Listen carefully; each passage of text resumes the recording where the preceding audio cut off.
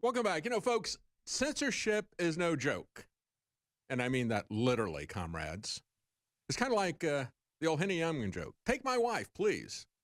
Uh, yeah, censorship is no joke. They don't let you joke in the kind of society that we've created. Here's an example. Southwest Airlines. They had a May 8th flight from Sacramento, California to Austin via L.A. It had been delayed for several hours because of a maintenance light and the subsequent need to refuel when flight attendants began to pass out water to passengers. And one of the passengers said something like, they should have been passing out vodka because we've been waiting for so long. And then he said the flight attendant, who he described as young, was not amused. She came by and was like, I don't like that. I don't think that, and I didn't like your joke.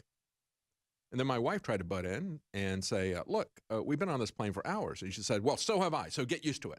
Then all of a sudden I hear her on the telephone up front. He said fellow passengers came to the man's defense after the plane turned back to the gate, and several Sacramento County Sheriff's deputies came on board to escort him off. And people started yelling then. In fact, people stood up. I stood up. People were saying, this man didn't do anything. He wasn't charged with a crime. But the incident prompted this individual, who's talking about it, Peter Uzelac, to file a complaint with Southwest against the flight attendant. He says, if they have this in their records, maybe it'll prevent this from happening again. No, actually what will happen, Mr. Uzelac, is they'll probably put you on the no-fly list because jokes are not allowed in this kind of authoritarian society that we're creating here. As I've said before, when I was growing up, it was a constant competition between the airline companies to make bigger planes, to go faster, to make them more comfortable, to cater to the passengers as if they were customers. But after 9/11, they're acting like they're some kind of Stasi police force.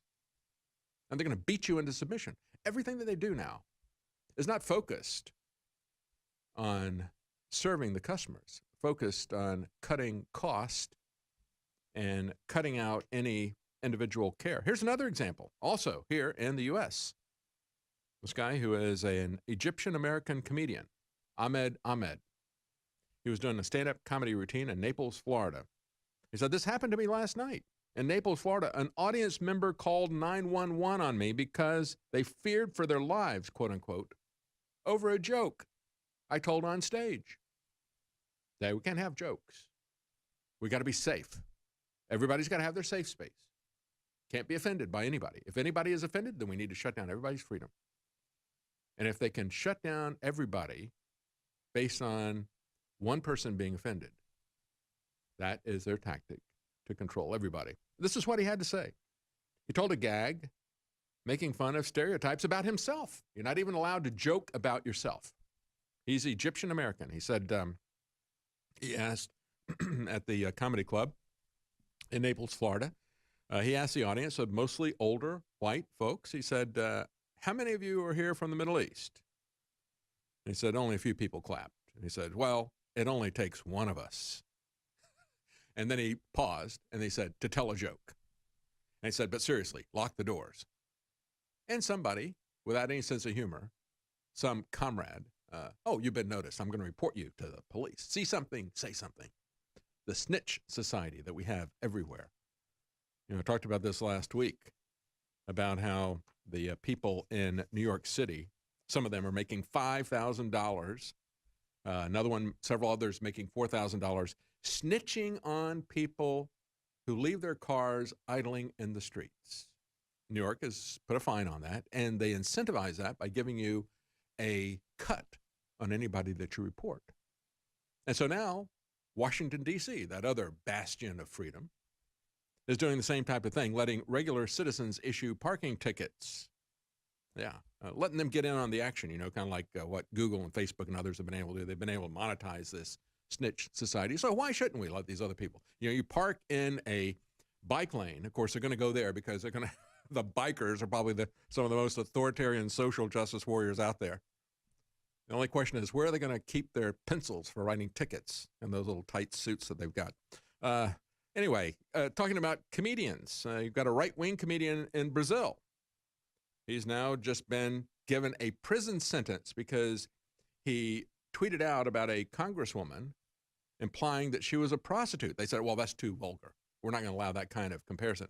You know, I would imagine today P.J. O'Rourke would be locked up. Remember, he did a book a few years ago called A Parliament of Whores, talking about Congress.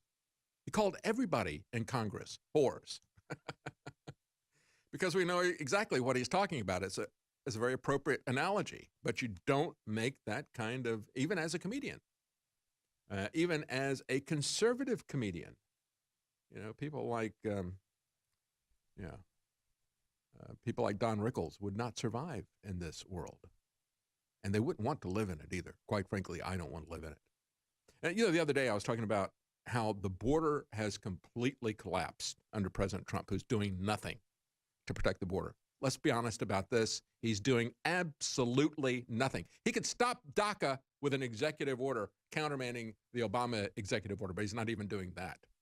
He signed away his ability to even keep people in detention at the border who are coming across in massive numbers in order to reopen the government. And he allowed local jurisdictions to veto the wall in their communities. And so what's happening is we've got so many people coming across the border and they can't store them beyond a certain amount, according to Nancy Pelosi, and President Trump signed the bill. So what are they doing? They're flying them away, but not back to their countries. They're flying them into our country. And I talked about that the other day, and I said, so do these people get the TSA treatment? Well, evidently they do. CNN broke the news today. TSA is going to deploy hundreds of people, including air marshals, to the border to help ship people into our country. See, we're the ones who are incentivizing this. We're the ones who are paying for this. And of course, one of the ways that we're going to pay for this is going to be with longer lines at the airport, because they said some parts of the TSA will be asked to contribute about 10% of its workforce to help assist with immigration duties. I thought these people were supposed to be doing security services, right? Well, no, not really. Oh, I'm sure they're going to do a great job of making sure that we don't have anybody dangerous coming into the country. You know, we look at what's happening with Google. They're now going to war with Amazon. Amazon is going to war with UPS and so forth, incentivizing their employees to take 3 months worth of pay and maybe a supplement of $10,000 if they'll go into competition with UPS. Quite frankly, the big problem with Amazon is the last mile of delivery goes to the U.S. Post Office. Don't tell that to Alexandria Ocasio-Cortez and Bernie Sanders. I tweeted out earlier today when I saw this news, the two of them were actually saying, you know, we need to get the government involved in banking services, and we should use the post office to do this. And I said, oh, great. They think the post office is a great example of how government works well. And so the next thing you know, they're going to be calling in the DMV to do healthcare. Oh, wait, it's going to look exactly like the DMV if they run healthcare. You're going to have lines like you do at the DMV. It's absolutely amazing. But, you know, as they pull this stuff in, and as they talk about how Facebook says it's now going to put rules around live streaming. You know, Alex Jones was one of the first people that Facebook ever did live streaming with. They knew that he had a massive following. And that was one of the ways that they did a rope-a-dope to get a lot of InfoWars content on Facebook. Gave it to him first. He was one of only a half dozen people. They personally contacted him, said, we'll put you on Facebook. They knew exactly what content on InfoWars was at the time. It hasn't changed. Nothing has changed except the politics. They want to make sure that there is no political speech out there. And that is their marketing ploy. You know, free stuff. That's how they rope you in. And now they're shutting down live stream for a lot of people, just like they've completely shut down Facebook for Alex Jones and InfoWars. Cannot be mentioned on Facebook unless you criticize us.